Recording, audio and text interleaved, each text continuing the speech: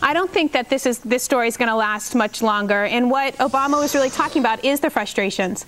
And when you are frustrated, you turn to what is good and what is comfortable. And so for some folks, that is guns because they represent heritage and tradition for them. For others, it's God. But for the most of us, it's families. And I think Obama has connected with enough folks because he was raised by a single mom, sometimes who had to lean on food stamps. And people know that he's not going to turn their back on families. And so that's why I don't think this is going to stick, because people know a different story of Barack Obama than Hillary's trying to make him look like.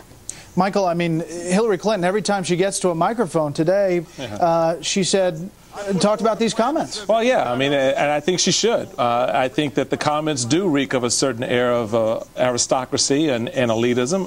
I know, quite frankly, I know among a lot of African Americans that I've heard from, they're like, where's he coming from? What's that all about? And the idea that, you know, people cling to, you know, guns and God when they're in trouble is just ludicrous. It's a crazy concept to begin with, to say that, well, when they get frustrated, I'm going to turn to my gun or my God. In middle America and the rest of America, that's part and parcel of everyday life, good time, bad time, or no time at all. So the reality is, when you look your nose down on that, or at least are perceived to look your nose down on that, people take offense to it, and I think rightly so. I hate to jump in because I'm from Mississippi, and Obama won Mississippi, okay? And down there in the Bible Belt, we do hold on to religion and the Bible, and a lot of us do carry guns because we don't do it to kill people. We do it for hunting. So I think it's very bad that this has happened, that he has said that, because in the beginning, the black vote was divided on Hillary and Obama. And Obama gained a lot of the black vote. But I think now with the Reverend Wright scandal and then making this elitist comment, I think a lot of folks, black folks, might be jumping back to Hillary. You guys are definitely missing it. I mean, I lived. Hold on, Jen. I live in Middle America. Let me get Bob get in here. I found myself a little taken. First of all, it's a little disingenuous, I think, for John McCain and Hillary Clinton, two multimillionaires, to be taking sides with the oppressed working poor of Western Pennsylvania, number one. Number two, could you drop the Mondale thing from the introduction when you did that?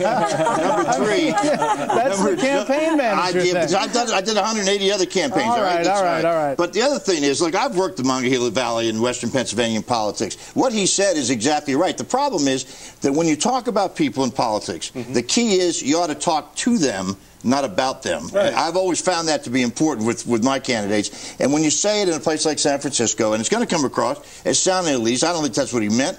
But I can understand why Clinton and McCain would jump all over him as a result of it. But I'll tell you, let's not lose the point here, which is there is a lot of bitterness there. There is a lot of anti-immigrant feeling there.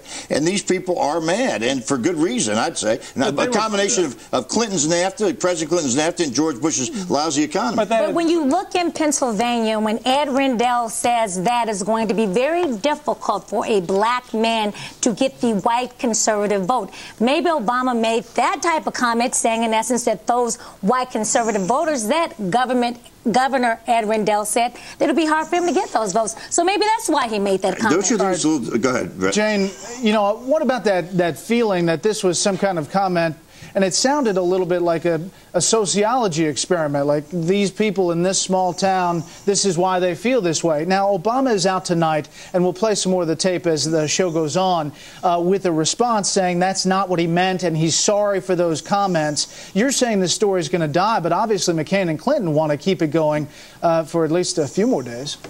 You know, again, it might go on for a few more days, but this isn't what's going to make voters vote for or vote against Obama. People connect with Obama, like I said before, and I live in Middle America. I live in Nebraska, and so I get what he was saying. He did use a poor choice. He did use a poor choice of words, but what he was saying is absolutely true. He also said tonight, I should point out, that Hillary Clinton is out talking about guns. He said she says she's valuing the Second Amendment. She's talking like she's Annie Oakley. Hillary Clinton's out there.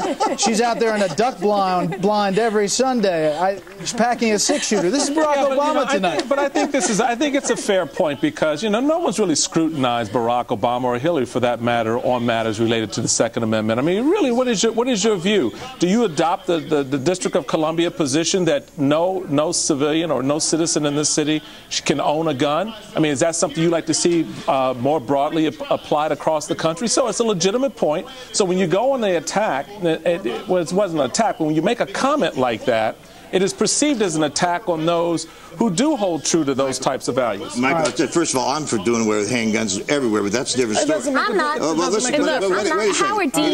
It is a very difficult thing. I know you're not, which is why I asked you whether you were holding a gun or not. No, I don't want to know why you're not, because I want to stay on Barack Obama. I think it's very difficult. First of all, here's the problem for Obama. It happened at a time when he was picking up some steam in Pennsylvania on her in the polls. So it is one of those things that can slow him down. Secondly, it comes with a group of people that he has not done well with in the previous primaries. But in the end, elitist is a very tough label to put on a black candidate. No, it's not. Yes, it is. It certainly is. It certainly is. Unfortunately, I get it. We should all be Poe and sit back going, no, now do not pull that. Do not pull that on me. My brother James Thomas McGlowan, MD, is a multi-millionaire. Here's what I'm going to do. I'm going to rein it all in. We're going to go to a commercial. How can you say that a black person cannot say that they are elitist? All right. Do not pull this on me. Well, you can't pull this show away from me. Coming up, Obama's former pastor, Reverend Wright, lashes out at Fox News Channel.